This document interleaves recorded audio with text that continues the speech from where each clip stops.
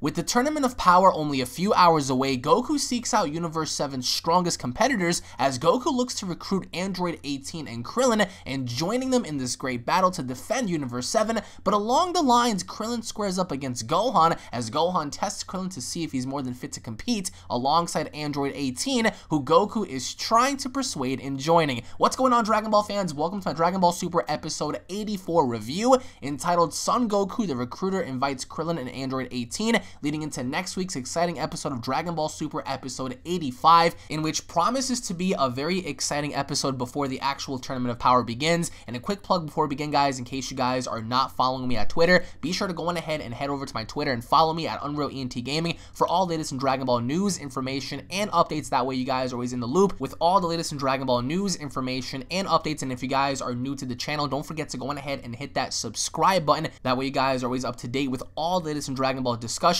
reviews, and information. And be sure to go on ahead and turn on notifications. That way you guys always get the updates as to what happens on this channel. It greatly means a lot to me for you guys to go on ahead and share and spread the word. Now, Dragon Ball Super episode 84 continues as Goku seeks out the Universe 7 fighters, in which we do understand who those fighters consist of, but as of right now, we know that Krillin and 18 are definitely going to be involved, with 18 having to turn Goku down momentarily, but nevertheless, the episode kicks off exactly where we left off, with Goku and Gohan having to look for Krillin as we see Krillin in the city. He's stopping crime, he's stopping armed robberies and burglaries, and he's basically doing his thing as a police officer until Goku and Gohan arrive. And then later on, we see how Android 18 is actually washing dishes, and they're at their home, and we see how Goku and Gohan finally explain to Krillin about the tournament, and they ask if he can join, and we see how Krillin is introduced to the idea and the concept, and he recites about the rules that there are no weapons and killing, so he actually says, I may have a chance. And we see how 18 barges in and says, you should enter, otherwise all that exercise equipment on the second floor is just gonna be a waste. So we see how his wife is actually encouraging him, and it's actually kind of cool to see how Goku had some interaction with Krillin's daughter. But then once we see Android 18 be approached about the tournament, we see how 18 turns down Goku's offer and entering and saying, I got marriage to consider, so I can't really be a part of this. And we see how 18 even says, why are you so intent on getting me to enter? And Goku won't tell her, you know, he doesn't want to blow up losing the universe. Obviously enough, he doesn't want to tell Krillin or 18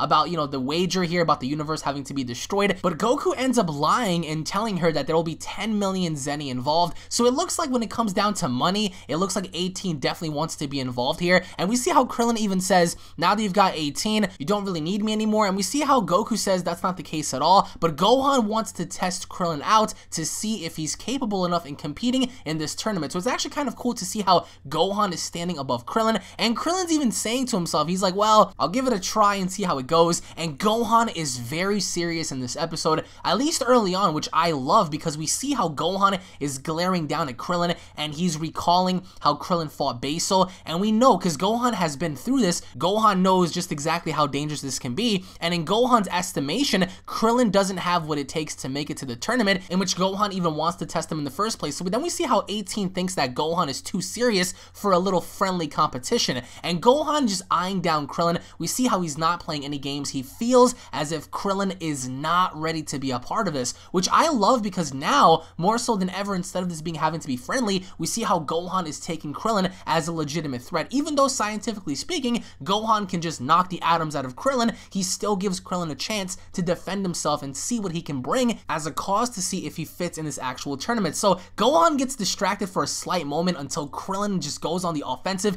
and we see how Krillin is just attacking Gohan relentlessly. Even though Gohan is blocking all of his shots, it only took Gohan one shot to send Krillin flying into a pile of rocks. But you have to give credit to Krillin because he was able to stand up against Gohan, at least for the time being, until he flew up next to the sun and he used solar flare. So even though you don't have to be the strongest, we understand that techniques are viable here, and that can actually get you the win. So then we see how Krillin says, what's the matter? You won't fight me seriously? But even after using the solar flare, he did get a couple of punches on Gohan. And what was really cool about this was we saw how Krillin almost knocked Gohan into the water, and it was really cool the way like he was hovering above the water. He didn't actually go in the water, which is kind of cool. And we see how Gohan turns around and he pretty much says, you know, I'm impressed, but still, I mean, I want you to bring your A game here. So we see how Goku also is impressed, and 18 figures it's time to head home after a while. It was a very short, you know, sparring session for the time being because Gohan really wanted to see where Krillin fits in all this. Even though he's not the strongest, techniques ultimately could do you justice. with Gohan even acknowledging his defeat against Krillin, and Krillin feels bad about catching Gohan off guard, but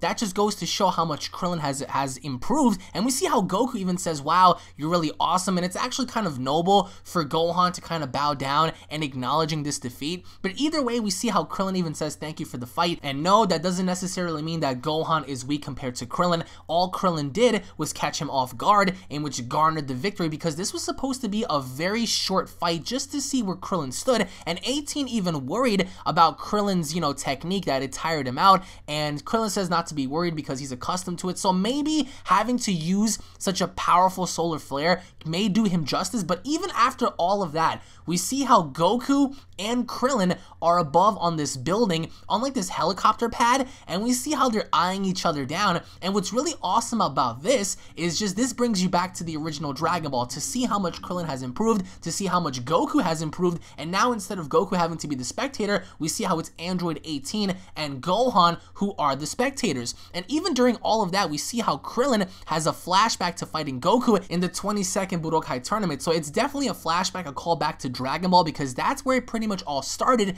And we see how Krillin, is just eyeing Goku down and saying, let's do this. And I will admit, Goku looked very sinister in this episode, and in case your insinuation is that Goku is evil, that's not the case at all. But even after all of that, we see how, 18 is talking to Gohan and eyeing Krillin, and she's a little doubtful because Goku, at this very point in the game, he can easily one-shot Krillin, but you have to test all of your members out to see where they stand, because they're going to be fighting some of the strongest competitors, if not even some fighters stronger than Goku. And for a brief moment, even though it was kind of a long stare down, we see how they finally begin to go into action. And just of course, as that happens, we see how they touch hands, and it starts to rain with both of them having to back up, and we see how Krillin commences with Goku, and 18 is surprised on how well Krillin was doing. I was surprised to see how well Krillin was doing, because a lot of us ultimately believe that Krillin can't stand the chance, and right from the beginning, we see how he unleashes several Destructo Discs, including a solar flare, but actually he was able to call back the Destructo Discs, in which cuts Goku by the face just a little bit. But I will say,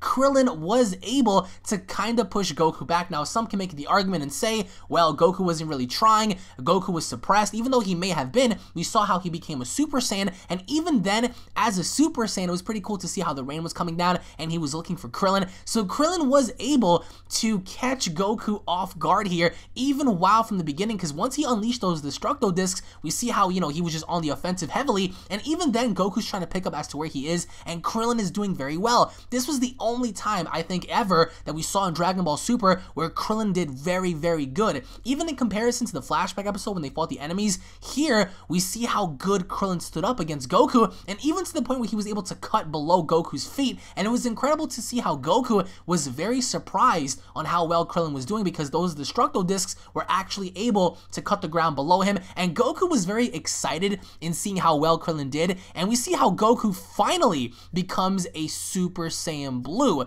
which again is a little overkill considering the fact that Krillin is nowhere near that kind of a level. We see how once they're done talking, Goku just powers down, and then instantly from there he becomes a Super Saiyan Blue. But Krillin had no fear of that, because normally enough we would know that Krillin had fear, but here Krillin had no fear in combating Super Saiyan Blue Goku. The reason why he became Super Saiyan Blue, for obvious reasons, of course. And even during that, I think one of the most epic moments of this episode was seeing how Krillin and Goku both concentrated their energy into creating a Kamehameha, and Goku did not hesitate. He fired the Kamehameha alongside Krillin, and for a brief moment we saw how Krillin, even though he was getting outmatched by Goku, for a brief moment we saw how he was able to push Goku's Kamehameha away until Android 18 stepped into the fight. She kicked away Super Saiyan Blue Goku's Kamehameha, to help out her husband, and Goku was, just seeing Krillin there, he was shaking, his hands were shaking.